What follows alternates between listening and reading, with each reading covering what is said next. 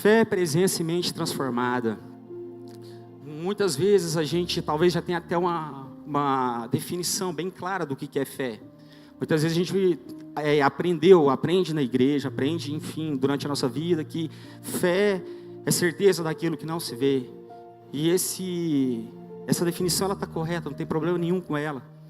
Só que a fé ela também é um posicionamento espiritual. A fé ela é também não só um pensar positivo.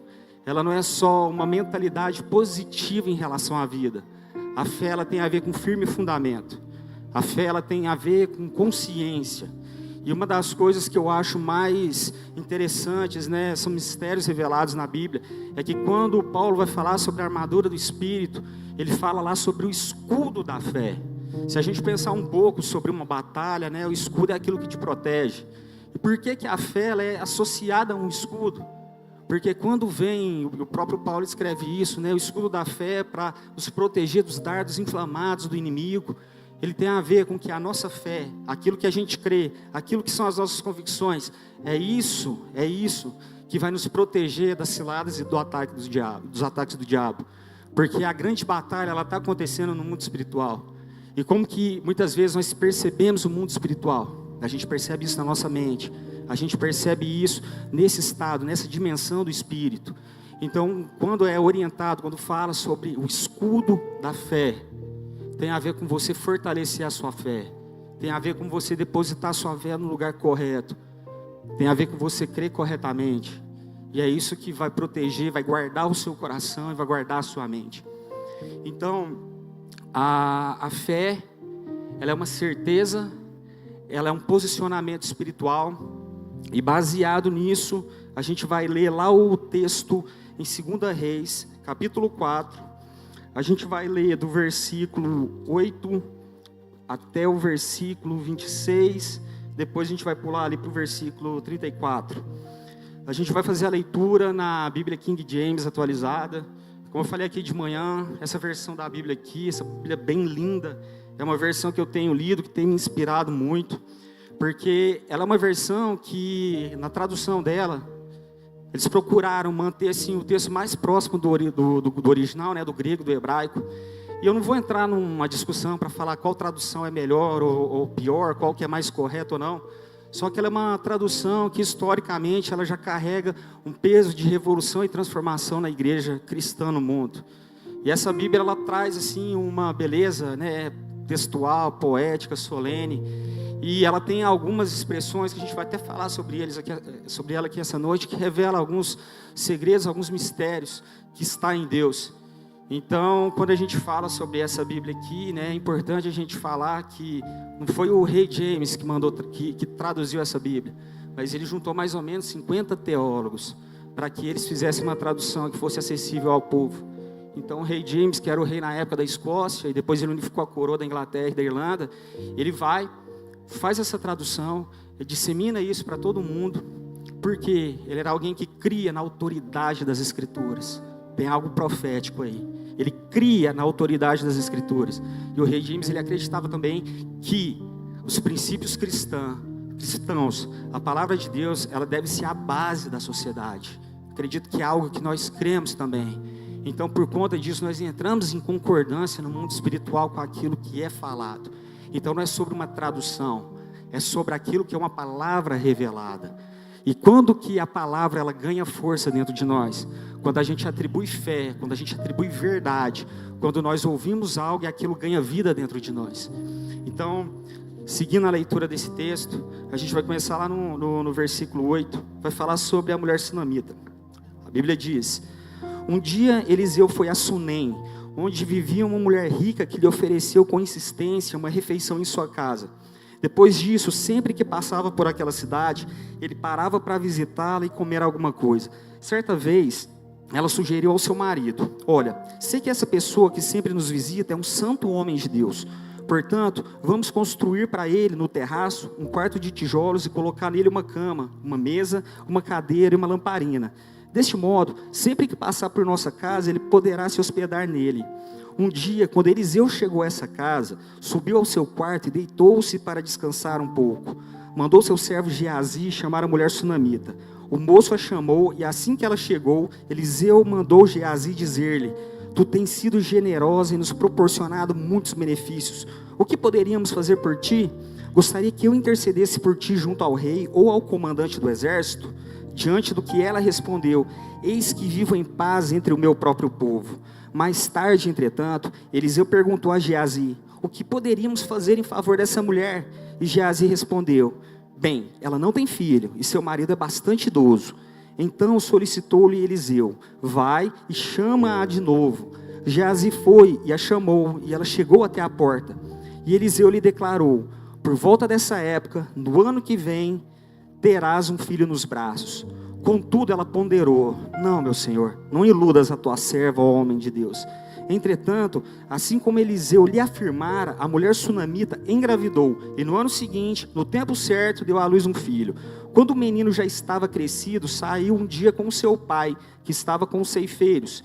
Então ele gritou ao pai: minha cabeça, ai que dor na cabeça. O pai imediatamente rogou a um servo: leva-o à sua mãe.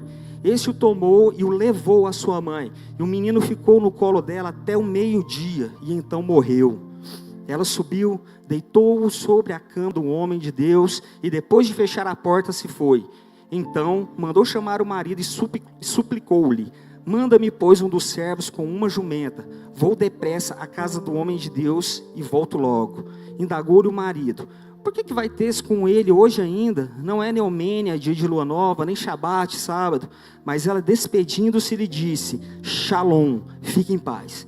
Então ela mandou selar o jumento e ordenou ao servo: conduz-me depressa e não para no caminho, senão quando eu mandar. Ela partiu para encontrar-se com o homem de Deus no Monte Carmelo. Assim que ela avistou de longe, o homem de Deus alertou seu servo Geazi: aí vem chegando a sunamita. Corre, pois, ao encontro dela, indaga-lhe: está tudo bem? Como está teu marido? Como está teu filho? E ela respondeu a Geazi: Shalom, tudo em paz. Vamos agora lá para o versículo 32. Quando Eliseu chegou à casa da sunamita, o menino estava deitado, morto e estendido sobre a sua cama. Então ele entrou, fechou a porta e orou a Yahvé, o Senhor. Em seguida, deitou-se sobre o menino e, encostando a boca do menino, os seus olhos sobre os olhos do menino, e as suas mãos repousaram sobre as mãos do menino. Enquanto se debruçava sobre ele, o corpo do menino foi se aquecendo. Eliseu levantou-se e começou a caminhar pelo quarto de um lado ao outro. Depois subiu na cama e estendeu-se sobre o corpo do menino mais uma vez. E então o menino espirrou 7 vezes e abriu os olhos. Eliseu chamou Geazi e o mandou imediatamente chamar a sunamita. E Geazi foi correndo. Quando ela chegou, Eliseu disse: toma o teu filho. Aleluia. Quem já tinha aqui ouvido a história da mulher sunamita? Levanta a mão aí. Várias pessoas já conhecem essa história. E essa história, ela é muito mais próxima da nossa realidade do que muitas vezes a gente possa imaginar. Porque essa mulher, ela mora em Sunem. E a Bíblia aqui vai narrando que Eliseu, ele sempre visitava aquela cidade. E aí a Bíblia fala assim que essa mulher, né, ela diz que ela era muito rica, tinha muitas posses. Ela vê aquele homem, por alguma razão ela reconhece que ele era um homem de Deus. E ela decide fazer um quarto para ele no terraço da casa dele. Ele equipa todo aquele quarto e convida para que sempre que ele passe por aquele local, ele fique naquela casa. O profeta Eliseu, ele, tomado por um senso de gratidão e generosidade também, ele pergunta para aquela mulher, ele fala assim: você quer que a gente pede algo por você ao próprio rei ou ao comandante do exército? Aquela mulher, ela não pede nada, ela agradece e fala: não, está tudo bem, eu estou em paz com o meu povo. Mas ainda assim Eliseu, acredito que impelido pelo Espírito, ele fala para aquela mulher: você terá um filho. E a Bíblia fala que 1 ano depois, naquela mesma época, assim como foi profetizado, aquela mulher, ela tem um filho. Então vamos imaginar esse cenário aqui. Você está num local, você está recebendo um homem de Deus, você recebe uma promessa que não fala se ela orava por isso há algum tempo, que não fala quantas vezes ela já tinha tocado nesse assunto com alguém. A Bíblia não entra nesse detalhe, mas a verdade é que Deus, né, na sua soberania, Ele conhecia o coração dela e sabia qual era o desejo do coração dela. Aí ela tem um filho, e a Bíblia fala que de repente esse menino morre. Talvez a gente olhando com os nossos olhos humanos, isso não faz sentido nenhum. Porque aquela criança, convenhamos, não era uma criança qualquer, ela era fruto de um milagre. Ela era fruto de uma promessa, de uma profecia que foi entregue. Então imagina a mulher sunamita vendo aquela criança nascer, aquela criança crescer, aquela criança se desenvolver. Eu imagino que cada vez que ela olhava para aquela criança, ela via naquela criança um reflexo do amor de Deus, um reflexo da bondade de Deus. Talvez quando ela se sentisse triste, ela olhava para aquela criança e ela via o quanto Deus a amava e deu um filho para ela, mesmo sem ela pedir. E aí de repente, aquele milagre, ele se desfaz, ela perde um filho. E assim, eu tenho 2 filhos. E eu imagino que uma das maiores dores que possa existir nesse mundo é um pai ter que enterrar um filho. É um pai ter que enterrar alguém que ele viu nascer, alguém que foi gerado a partir de você. Talvez tem pessoas aqui que já passaram por essa experiência e conhecem muito bem essa dor. E essa mulher, pela convivência, por aquele tempo que ela recebia aquele homem de Deus na casa dela, ela, em meio à dor, aqui a Bíblia não está falando que ela primeiro ela foi lá enterrar o filho dela. A Bíblia aqui não está falando que ela precisou tirar uns dias de luto para remoer a dor, para sentir a dor dela, para aí depois ela pensar no que ia fazer.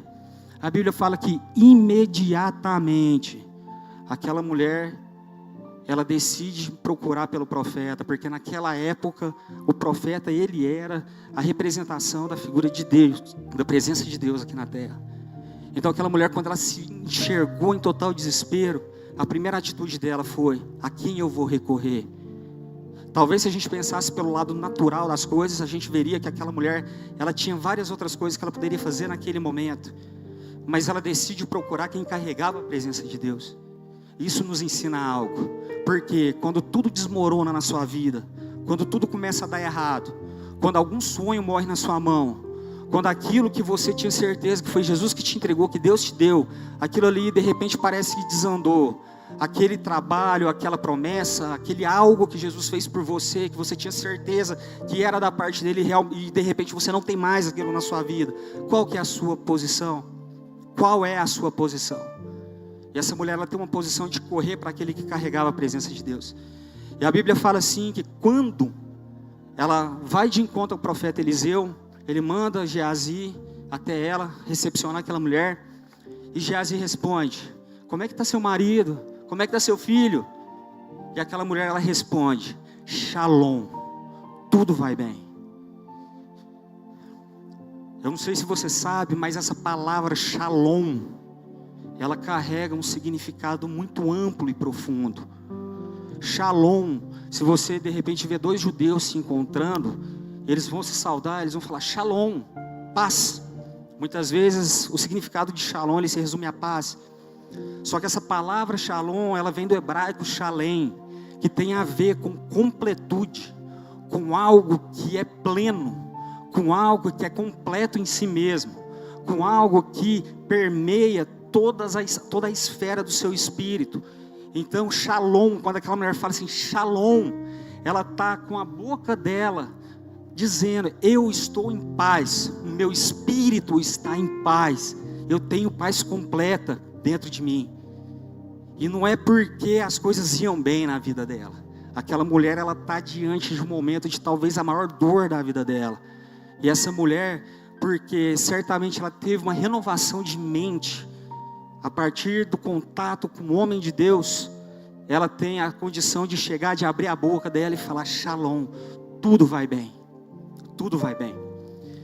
Nesse aspecto, a gente precisa entender que essa é uma chave que a gente precisa virar na nossa vida. Porque nós estamos aqui nesse mundo e nós entendemos que nós somos corpo, alma e espírito. Quem aqui já conhece essa definição? Que nós somos corpo, alma e espírito. Então o nosso corpo é isso aqui, é essa matéria que nós temos aqui. A nossa alma, ela tem a ver com as nossas emoções, é na nossa alma que está embutida as nossas emoções, a forma como nós percebemos e sentimos o mundo, como a gente percebe e sente aquilo que está ao nosso redor. Então aquilo que os meus olhos veem, pelos meus 5 sentidos, aquilo que os meus olhos veem, a minha alma, ela interpreta, ela imagina algo. Quando eu ouço alguma coisa, pelas minhas experiências de vida que estão marcadas na minha alma, eu tiro conclusões. E também nós somos espírito. E a grande diferença é que nós somos pessoas que, a partir do momento que nós entregamos a vida para Jesus, recebemos o Espírito Santo de Deus em nós, agora nós temos o nosso espírito vivificado pela presença do Espírito Santo de Deus. Então o nosso espírito, ele está vivo em Deus. Então, quando nós estamos nessa dimensão daquilo que é espiritual, nós conseguimos discernir e entrar em concordância com as coisas que Deus fala. Então, quando a gente chega nessas situações da nossa vida, em que a gente precisa dar uma resposta sobre como nós estamos, como nós vamos nos movimentar, como nós vamos decidir, como nós vamos tratar as coisas, a gente vai sempre responder sobre uma perspectiva. A gente vai responder sobre a perspectiva da alma, ou a gente vai responder sobre a perspectiva do espírito. E quando a gente fala de alma, a gente vai falar sobre uma dimensão natural. A gente está aqui nesse exato momento, nós estamos naquilo, né, que do ponto de vista científico, físico, essa é a terceira dimensão. Na terceira dimensão, é a dimensão que eu consigo medir a altura, eu consigo medir largura, eu consigo medir profundidade, eu consigo sentir o cheiro das coisas, eu consigo sentir o sabor das coisas, eu consigo sentir frio, eu consigo sentir calor, eu consigo tocar.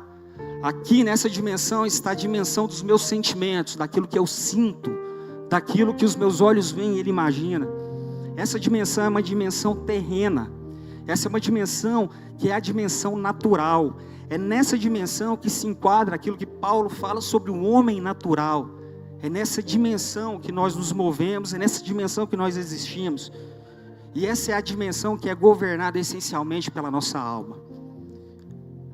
Então, se nós, sempre que nós temos qualquer tipo de adversidade na nossa vida, a gente interpreta, a gente guia os nossos pensamentos na perspectiva da alma, nós estaremos sempre pensando, refletindo e meditando sobre o aspecto natural.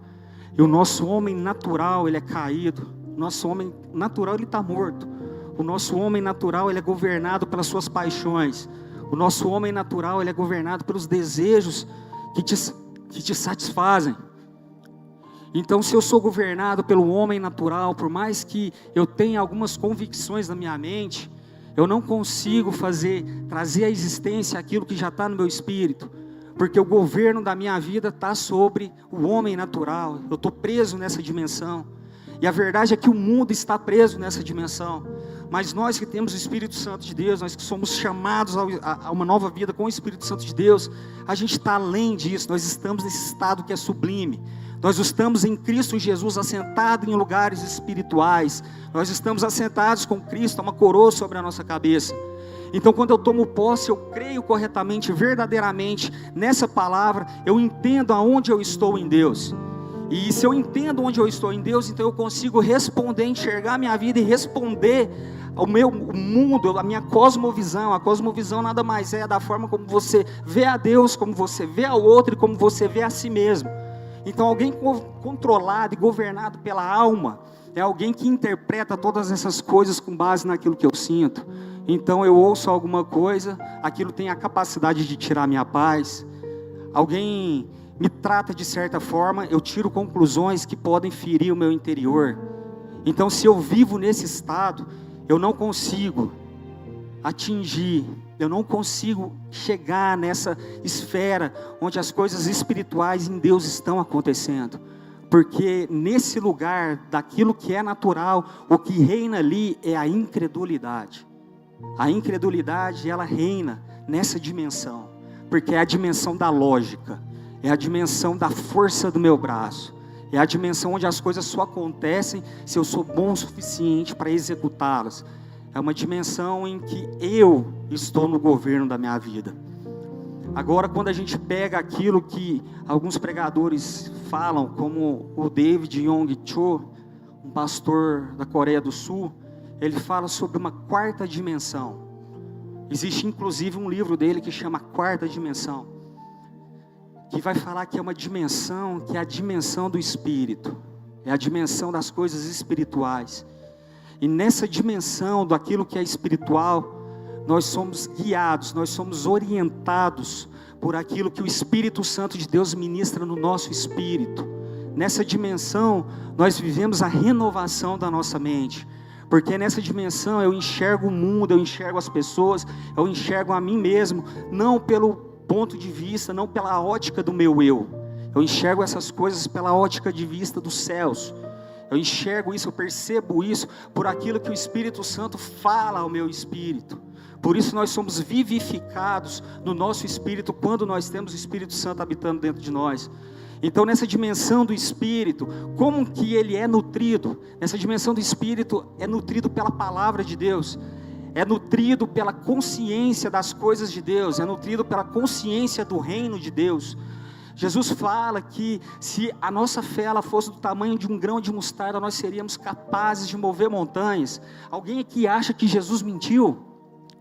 Alguém acha que Jesus não foi verdadeiro nessa afirmação? E quando ele fala sobre isso, está falando justamente sobre essa ótica, sobre essa perspectiva, sobre esse lugar nas regiões celestiais, em que nós já triunfamos com Cristo. Então, no nosso espírito, nós já temos amor, nós já temos paz, nós já temos longanimidade, nós já temos benignidade, nós já temos justiça, nós já temos domínio próprio, nós já temos todas essas coisas prontas no nosso espírito, vivendo dentro de nós. Então o que a gente faz a partir disso? A gente toma posse da palavra, a gente chama à existência as coisas que não existem, e quando a gente toma posse de uma palavra e crê verdadeiramente, de repente aquilo ganha vida dentro de nós. E se aquilo ganha vida dentro de nós, isso começa a ser manifestado e refletido nesse plano natural. Então é por isso que muitas vezes a gente pode chegar, assim como essa mulher sunamita, sabendo que eu posso me encontrar diante da minha maior dor, eu posso me encontrar diante da pior fase da minha vida, e saber que essa pior fase da minha vida não define quem eu sou, não define aquilo que Jesus fez por mim, isso não muda a minha identidade. Nós só somos capazes de falar que tudo vai bem. Nós só somos capazes de entrar nesse shalom, nessa completude de Deus, nessa completude daquilo que é eterno, quando nossa mente, o nosso coração está alinhado àquilo que é a vontade de Deus. Então essa mulher, a Bíblia fala aqui que ela tinha ela era uma mulher rica, e fala que essa mulher, ela abre a casa dela para Eliseu.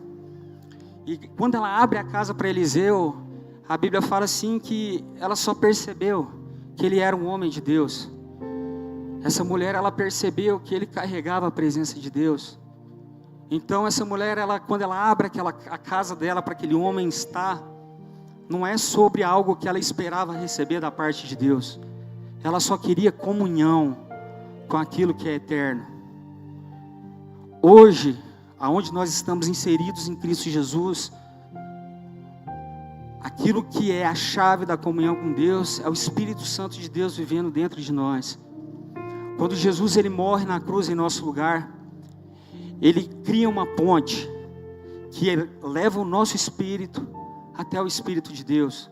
Aquilo que foi perdido no Éden, aquilo que foi rompido da ligação do Espírito do homem com o Espírito de Deus, em Cristo Jesus foi restaurado, foi restituído. Então, porque isso foi restituído, agora nós podemos acessar e pensar da forma como Jesus pensa. Nós podemos acessar o coração de Deus a partir dessa perspectiva. E essa é a perspectiva do Espírito, aonde nós nos movimentamos, aonde nós cremos. E isso, igreja, é tão sério, que se eu me vejo a partir dessa perspectiva do natural, eu vou sempre pautar a minha vida conforme aquilo que está acontecendo. Então, se eu tenho um diagnóstico contrário, se eu tenho um exame que está falando que minha saúde ela não é plena, se eu abro a minha conta e vejo que minha conta está negativa, se eu vejo que as coisas elas não estão bem, e vivo nessa dimensão do natural, quando eu abro a minha boca, o que vai sair? Vai sair murmuração. Vai sair palavras que vai maldizer a mim mesmo, vai maldizer o outro, vai maldizer uma circunstância. E essa murmuração, isso vai gerando coisas no mundo espiritual, que vai bloqueando o nosso espírito, que vai fazendo com que a nossa alma ela seja inclinada a perceber o mundo somente por aquilo que eu estou sentindo. Então, quando nós vivemos nessa ótica do Espírito, nós entendemos, nós temos a condição de olhar, de reconhecer que pode ser que as coisas não estão bem, mas em Cristo, porque eu tenho a Cristo, eu posso abrir a minha boca e declarar o shalom, essa paz que excede todo o entendimento. Com isso eu consigo declarar com a minha boca que Ele é o meu Deus, que Ele é o meu Senhor. A gente precisa fazer com que a palavra de Deus ela ganhe vida dentro de nós. E como que a gente faz isso? Como que a gente aumenta a nossa fé? Hoje nós estamos aqui com um nível de fé, amanhã eu posso ter outro nível de fé, daqui 10 anos eu posso ter outro nível de fé. E como que eu aumento a minha fé? Lá Pedro, em uma das suas cartas, ele termina a carta dizendo: eu oro para que vocês aumentem a fé, aumentem o amor e a graça, através do pleno conhecimento de Cristo Jesus. Então como eu posso aumentar a minha fé? Conhecendo quem Jesus é, conhecendo aquilo que Ele diz ao meu respeito, conhecendo aquilo que Ele fez por mim, conhecendo as verdades que Ele já conquistou por mim na cruz. Eu chego nesse lugar, eu amplio a minha fé a partir do momento em que eu tenho essa convicção, essa comunhão com o Espírito de Deus, através das Escrituras, através de uma vida de oração, através de uma vida que eu estou submetendo o meu eu a quem Cristo é, que eu estou calando a boca da minha alma, eu estou calando a boca das minhas emoções e dos meus sentimentos, e estou declarando sobre mim aquilo que Jesus falou. Talvez o que está faltando para você ver aquela esposa cheia do Espírito, aquele marido cheio do Espírito, aquele filho cheio do Espírito, é justamente a sua boca começar a declarar as verdades de uma vida plena. Às vezes o que está faltando a gente romper em várias áreas da nossa vida, é a nossa boca confessar, falar, determinar, chamar à existência as realidades do mundo que Jesus está, e Ele trouxe esse mundo até nós. Na oração do Pai Nosso, Ele nos ensina: venha o teu reino, seja feita a sua vontade, assim na terra como é nos céus. Nos céus existe um governo celestial, e Jesus Ele nos ensina que a gente pode orar invocando esse governo. Então nós podemos hoje abrir a nossa boca e invocar o nome do Senhor, e quando a gente invoca o nome do Senhor, nós estamos invocando as realidades espirituais, nós estamos invocando as bênçãos espirituais. O que a gente precisa com o nosso coração é alinhar ele à mente de Deus. Quando a gente pega, por exemplo, o Salmo 23, quem aqui conhece o Salmo 23? O Salmo 23 é um salmo muito bonito, muito profundo, carregado de verdades. Se eu faço uma leitura daquele salmo, simplesmente de uma maneira assim comum, incrédula muitas vezes, só vira um texto na minha frente. Agora, quando eu começo a ler aqueles salmos e começo a meditar na palavra de Deus, sobre que o Senhor é o meu pastor e nada me faltará. O Senhor é meu pastor, porque Ele é o meu pastor, nada me falta. Ele me faz repousar em pastos verdejantes, Ele me leva para junto de águas tranquilas. Lá no final do Salmo 23 ele fala: certamente bondade e misericórdia me seguirão todos os dias da minha vida. Se você tiver não faltado nas aulas de física lá no ensino médio, você vai saber assim que quando você ouve alguma coisa, tem a ver com o som que é propagado no ambiente. Então quando eu falo, a frequência da minha voz, ela se mistura ao vento, e isso gera um sinal. O seu ouvido interpreta esse sinal, gera um código, e você começa a visualizar, a interpretar aquilo que está sendo falado. Então, se eu estou falando algo, se a Bíblia está te dizendo algo, e você começa a ver aquilo, e com os olhos do Espírito, você começa a contemplar, e você no seu coração, você consegue visualizar que Ele é o seu Deus, que Ele é o seu Senhor, que você está em pastos verdejantes, que Ele está te levando para junto de águas tranquilas, que a bondade e a misericórdia dEle te persegue todos os dias. Aí você ouve isso, você medita isso, você gera isso no seu interior. De repente você aceita essa mensagem com fé, você imputa fé nessa palavra. Essa verdade, de repente, ela ganha vida dentro de você. Porque você começa a profetizar no seu espírito a realização dessas coisas. Você começa a profetizar no seu espírito, você começa a chamar à existência aquilo que já está falado ao seu respeito. Ele é o seu pastor e nada te falta. Então isso ganha vida dentro de você. E quando eu estou sintonizado nesse lugar, nessa mentalidade de que Ele é meu Deus e nada me falta, eu posso, diante da maior dor da minha vida, do momento de maior escassez da minha vida, eu posso chegar, abrir minha boca e falar: tudo vai bem, porque não é isso aqui que eu estou vivendo que me define, não é isso aqui que governa a minha alma. Talvez até então todas as coisas que eu ouvi foram contrárias, e gente, isso é tão sério, porque se eu vou me inclinando para a minha alma e pelos meus sentimentos e pelas minhas emoções, se eu me encontro com uma doença, eu não oro por ninguém que também está doente, porque eu acho que eu não posso orar por alguém que está doente, porque nem no meu corpo eu revelo isso. Se eu acho que eu não sou alguém perdoado completamente, e eu não consigo enxergar em Deus meu Pai, eu não consigo falar sobre um Deus que é perdoador e é galardoador daqueles que o buscam. Se eu acho que eu sou alguém limitado diante de Deus, se eu acho que eu sou uma pessoa que eu não estou liberto no meu coração, eu não vou orar pela libertação de ninguém, então eu não estou manifestando o reino, porque no meu interior eu estou crendo que eu sou alguém condenado, que eu sou alguém que não é perdoado, que eu sou alguém que é vítima da minha história. Por isso que é tão importante a gente quebrar essas correntes, a gente quebrar esses sofismas. O ponto é o que você precisa desaprender aqui essa noite para você aprender aquilo que Jesus está falando ao seu respeito. O que você precisa tirar de dentro do seu coração para que seja imputado as verdades de Jesus dentro de você. Às vezes o grande problema está num órgão do seu corpo chamado língua, que ele vai falando e ela vai profetizando, e muitas vezes sem você nem ter ciência disso, você está declarando coisas a seu respeito, você está declarando com a murmuração que você é um desafortunado, você vai com a sua boca declarando que a sua esposa é alguém ruim, que seu marido é alguém ruim, que seus filhos não prestam, que seu emprego é horrível, que tudo não vai bem na sua casa. Às vezes o que está te impedindo de viver essa realização dos milagres de Deus e contemplar e manifestar essa plenitude do reino de Deus é justamente aquilo que você confessa com sua boca. E é sobre essa mentalidade que Jesus tem falado ao seu coração aqui domingo após domingo, e a gente está regando essa palavra para que os nossos corações eles sejam livres, porque Jesus ele nos chama para a liberdade. A Bíblia fala que foi para a liberdade que Ele nos libertou. Então Jesus ele liberta o nosso coração. E quando a gente olha para a história dessa mulher, a gente vê essa questão da consciência de quem Eliseu era em Deus e aquilo que ela poderia ter em Deus. Quando a gente vai para a história de Moisés, eu vou adiantar um pouco, que não vai dar muito tempo da gente falar tudo.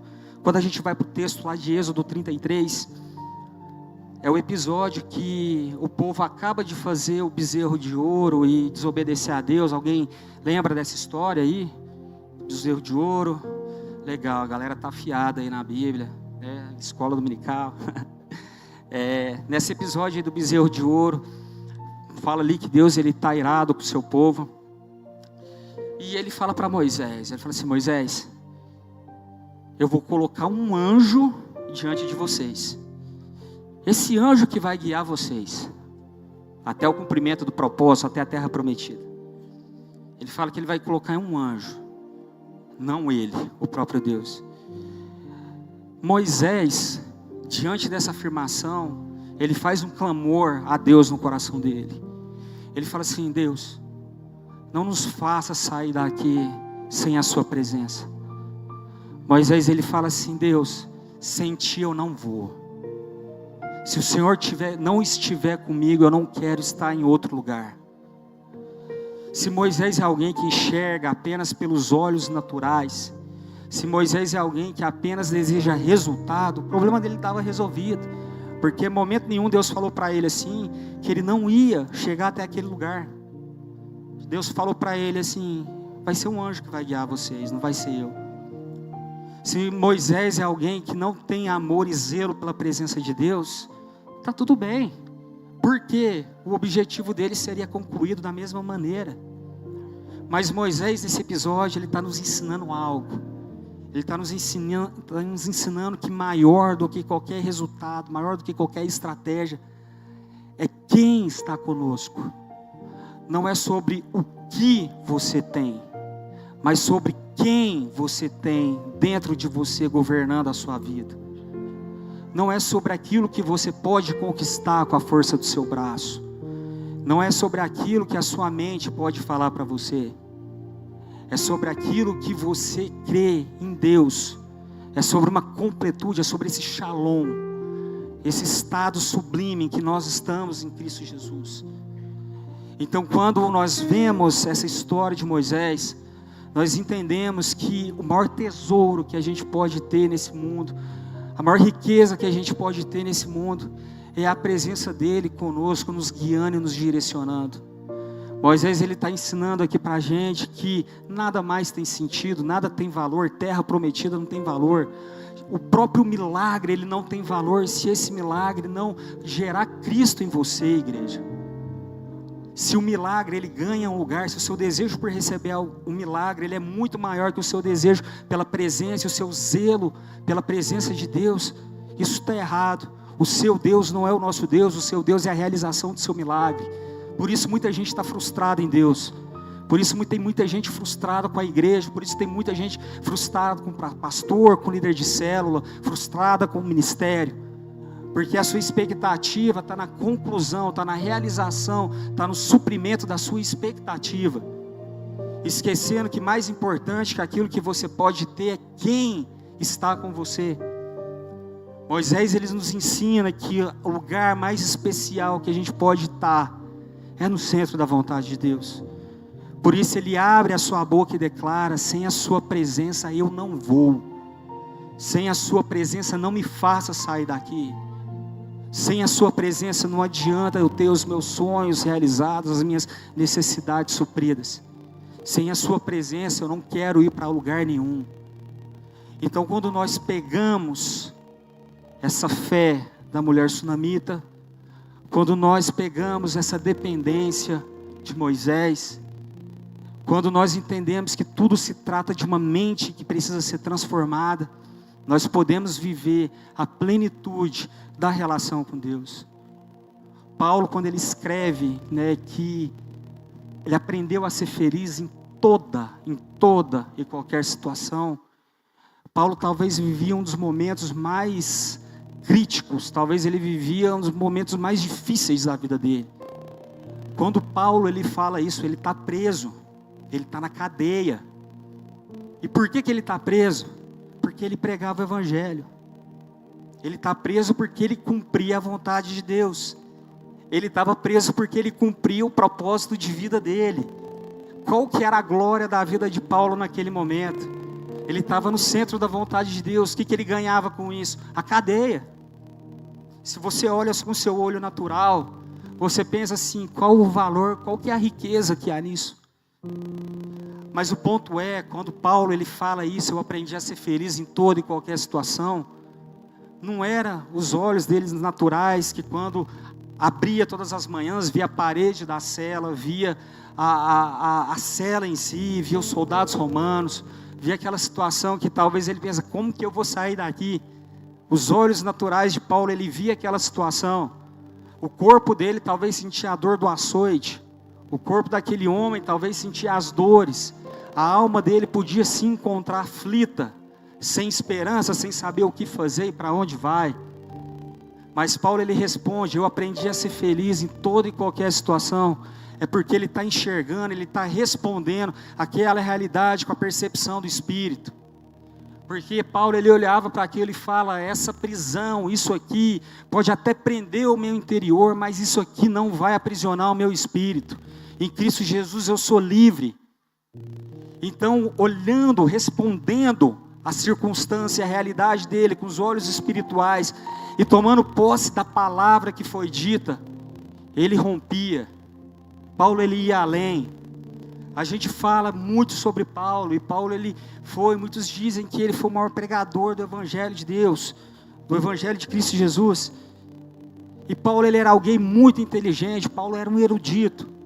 Se a gente ler Romanos, a gente vai ver que Paulo ele foi instruído pelo maior rabino que existia na época, que era Gamaliel. Então Paulo, ele era alguém que, se era para criticar alguma coisa, ele tinha conhecimento, ele tinha sabedoria, ele tinha entendimento para aquilo. Só que Paulo é alguém que está tão imerso na realidade do Espírito, é alguém tão conectado com o Espírito de Deus, que quando ele se vê naquela situação, ele chega e ele declara isso, que eu sou feliz em qualquer situação.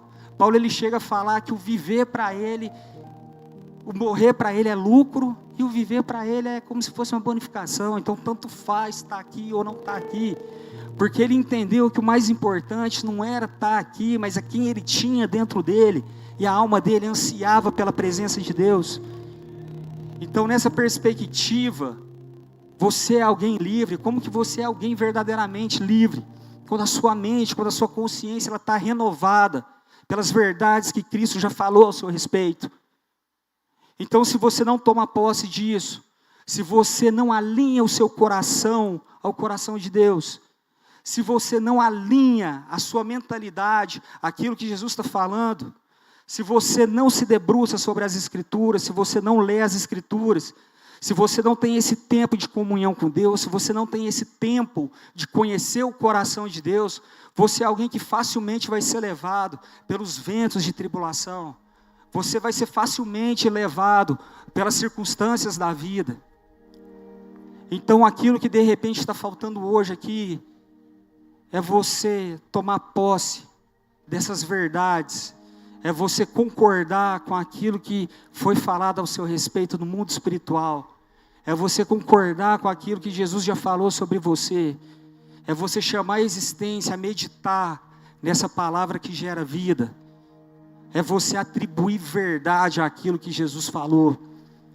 Gente, isso é uma coisa tão séria, que quando a gente olha lá no início, lá no Éden, Eva, quando ela come o fruto, Eva, ela se encontra na seguinte situação: ela tem Deus que vira para ela e fala, não comam, fala para ela e Adão, não comam desse fruto, porque se vocês comerem, certamente vocês morrerão. Deus, ele falou, se vocês comerem desse fruto, vocês vão morrer. Já havia uma palavra dita. Aí vem Satanás, e ele fala o contrário para Eva. Ele vira e fala, se você comer desse fruto, você não vai morrer. Então Eva, ela está diante de duas afirmações. Uma afirmação, se você comer, você vai morrer. Se você comer, você morre. Se você comer, você não morre. Qual que é a verdade que ganha vida dentro de Eva? Ela escolhe a verdade daquilo que o diabo falou. Aonde que ela atribui fé? Ela atribui fé na palavra de Satanás. Quantas vezes a gente não está fazendo exatamente a mesma coisa? Atribuindo fé a mentiras de Satanás que são lançadas contra a nossa vida. Talvez muitos ainda não romperam algumas áreas da vida, porque ainda está acreditando, quando um professor lá na sua infância, alguém de repente que tinha muito valor para você, um pai, uma mãe falou isso, em algum momento da sua vida, e você ainda atribui verdade a essa mentira sobre você. E porque você atribui verdade a isso, você não consegue sair desse nível. Mas a boa notícia é que Cristo, ele veio até nós. Cristo, ele veio até nós e ele mudou a nossa história. Quando Paulo, ele tem um encontro com Jesus, ele muda inclusive o nome de Paulo, que antes era Saulo, e passa a ser Paulo. E Paulo, ele era alguém que perseguia os cristãos, talvez vocês já saibam disso. E quando Barnabé faz aquela intermediação entre o colégio apostólico, que eram os 11 discípulos ali da primeira temporada, aí depois já tinha Matias, que era o discípulo que foi escolhido como 12º discípulo ali. Quando Barnabé propõe com que eles se encontrassem com Paulo, a Bíblia fala assim, que os discípulos, eles tinham medo, eles tinham receio da fama de Paulo. Eles falavam, será? Aquele cara, ele era terrível, aquele cara era sanguinário. Será que realmente algo pode fluir dele? Você não acha, Barnabé, que de repente encontrar com aquele homem ali não é uma cilada, não é uma armadilha? Será que de repente trazer ele para o nosso meio não é a gente encaminhar a nossa vida rumo à destruição? O ponto é, quando ele teve o encontro com Jesus, a vida dele foi transformada em todos os aspectos. O nome dele mudou, a fama dele mudou. E hoje o que Jesus está fazendo aqui nessa noite é mudando também a sua história, mudando o seu nome se precisar, mudando tudo aquilo que existe dentro de você. Então talvez até esse momento, você era conhecido como alguém que mente, como um mau caráter, como um trapaceiro, como um adúltero, como alguém que não tem escrúpulos. Talvez isso é como o mundo te chama hoje. Mas hoje Jesus está te chamando de justo, Ele está te chamando de perdoado, Ele está te chamando de amado, Ele está te chamando de restaurado, Ele está te chamando de redimido, Ele está te chamando de filho aqui essa noite. Essa noite Ele está te chamando de filho. E essa noite Ele está te colocando debaixo das asas dEle, está trazendo você para perto. Você precisa visualizar isso no seu espírito e tomar posse dessa palavra. Quando nós lemos aqui a história da mulher sunamita, a gente vê lá que quando Eliseu chega até aquele lugar, ele vira, ele entra no quarto, ele vê o corpo daquela criança morto. Talvez quando ele visse o corpo daquela criança sem vida, talvez a alma dele já falasse: é impossível voltar a viver. E a Bíblia diz que ele clama a Yahvé, ele fala: Yahvé, e ele começa a clamar. Yahvé, um tetragrama, 4 letras, YWHW. Isso, na história da Bíblia, isso é muito profundo, e a King James é maravilhoso nisso, que faz questão de no Velho Testamento trazer o termo Yahvé. Por quê? Porque olha a profundidade disso. Pronunciar Yahvé não era para qualquer um, porque o povo, eles tinham medo, eles tinham temor, eles tinham um respeito profundo. Eles conheciam o poder do Deus poderoso, desse Deus que era poderoso. Então não era qualquer um, a lei, a religião ensinava para eles que você não era digno de pronunciar o nome do Deus verdadeiro. Então o único que podia pronunciar o nome do Deus verdadeiro era o sumo sacerdote. E não era em qualquer momento também. O sumo sacerdote, ele só podia pronunciar isso durante o Yom Kippur. Yom Kippur era o período da expiação, era o período do perdão de pecados. E também não era em qualquer lugar, ele só poderia pronunciar esse nome se ele estivesse no Santíssimo Lugar. Então pronunciar esse nome era algo extremamente restrito. Mas Eliseu, que não era o sumo sacerdote, ele era alguém que carregava a presença de Deus, ele era alguém conectado aos céus, ele clamou a Deus, e hoje, através da pessoa de Cristo, através da ação do Espírito, você pode invocar o nome do Senhor, você pode com o seu coração invocar o nome daquele que te amou e te redimiu, e invocando a presença do Senhor, você pode começar a profetizar sobre a sua vida, você pode começar a profetizar sobre a vida das pessoas, você pode começar a profetizar a vida onde tudo enxerga morte. É a partir disso que a nossa mente ela vai se transformando, porque você começa a declarar: eu sou justo, eu sou amado, eu sou perdoado, eu sou aceito, eu sou redimido em Cristo Jesus. Aquilo que o mundo fala sobre o meu respeito não é a verdade é aquilo que Jesus falou sobre mim. Então é aí que a minha mente vai sendo renovada, é aí que eu vou atingindo novos níveis de vida com Deus. E quando a gente chega e olha para esse texto, lá no final do texto, diz que Eliseu, ele chega, ele vê o corpo daquela criança, e diz que ele se deita sobre o corpo daquela criança, ele encosta olho com olho, boca com boca, barriga com barriga, ele encosta braço com braço, e a Bíblia fala que ele faz aquilo pela primeira vez, diz que ele se levanta, ele anda pelo quarto, certamente ele foi impelido pelo Espírito Santo a fazer isso novamente, ele deita novamente sobre o corpo daquele menino, e ele encosta olho com olho, boca com boca, barriga com barriga, braço com braço. E naquele momento nós tínhamos um apontamento profético da cruz. Naquele momento, assim como Eliseu deitou sobre o corpo daquele menino, milhares de anos depois, Jesus se deitava sobre a sua dor, sobre a minha dor. Naquele momento a gente vê um vislumbre daquilo que a nova aliança da graça nos traria, que é esse pleno acesso. Jesus carregando a nossa morte, assumindo a nossa condição de maldito e nos fazendo abençoados, justos, santificados e perdoados nele. Então naquele momento ali nós somos transformados, nós temos um vislumbre da glória de Deus, porque tudo sempre apontou para Jesus, tudo sempre foi sobre Ele. Tudo que você tem na sua vida, qualquer profecia, se ela não aponta para Jesus, não toma posse, não crê nela, Porque qualquer coisa que você possa ter, se isso não é para glorificar o nome de Jesus, qualquer posição que Jesus te levar, que Deus te colocar, se aquilo não está glorificado o nome dEle, você pode só estar perdendo tempo de vida. Nós precisamos, o nosso coração crer e tomar posse daquilo que Ele fez, porque Ele é o nosso Deus. E nessa perspectiva nós podemos abrir a nossa boca e falar: Shalom, Shalom, tudo vai bem, eu sou completo, eu sou completo, eu sou pleno, Jesus é suficiente, Ele é suficiente, Ele é meu tudo. Está tudo dando errado, mas olha, eu não olho para as circunstâncias, eu olho para Ele. Ele é o meu Senhor, Ele é o meu Deus, Ele me chama pelo meu nome, Ele me tocou, Ele toca as minhas mãos, Ele caminha comigo nas regiões espirituais, e aonde eu estou me movendo, o Espírito Santo de Deus está se movendo junto comigo, e eu estou tocando os lugares, o Espírito Santo também está tocando, e eu estou falando, o Espírito Santo está usando a minha voz para declarar a bênção, e chamar a vida, e chamar a existência. E hoje o que Ele te chama aqui essa noite é: se posicione diante dEle, com fé, com zelo pela presença, com a mente transformada, para que você experimente o melhor nessa terra, porque Ele nos chamou para viver uma vida plena. Então seja pleno em nome de Jesus, com aquilo que Ele já fez por você. Não é sobre aonde vai o alcance do seu braço, é sobre aquilo que Ele fez.